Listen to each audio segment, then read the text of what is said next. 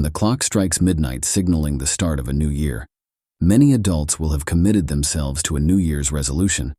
Whether it's to lose weight, get out of debt, pursue a coveted hobby, socialize more, or something else. For many, making New Year's resolutions is part of the festivities. And with so many people committing to goals for the new year, the hope and optimism that change can happen is in the air. The reality is, however, that over 90% of New Year's resolutions will be abandoned within just a few months. Why aren't we more successful at keeping our New Year's resolutions? Some reasons include the idea that we're thinking too big, we're not considering the why behind them, and the fact that we may not be ready for change.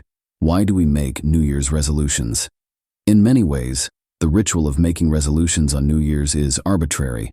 After all, we can set goals at any time. What is it about the turning of the calendar year that makes us especially likely to commit to big goals?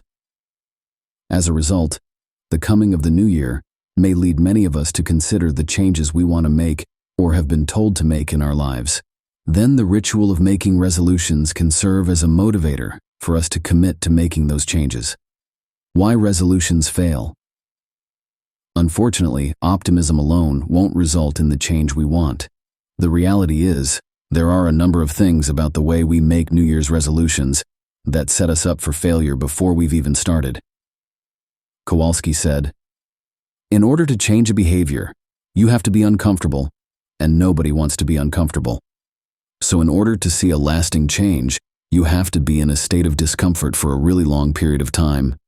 People tend to set New Year's resolutions that are really big, and they might be achievable, but there are probably 30 steps they needed to take before they get to that place.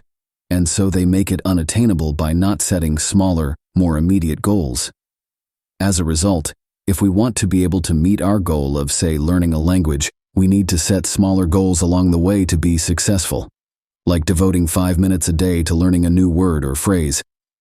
That way we can ease ourselves into the change, instead of making an overwhelming change that we probably can't sustain, like planning to be fluent in the new language in 4 months.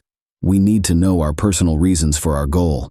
If that's to go to the gym, we need to dig deeper and ask ourselves why.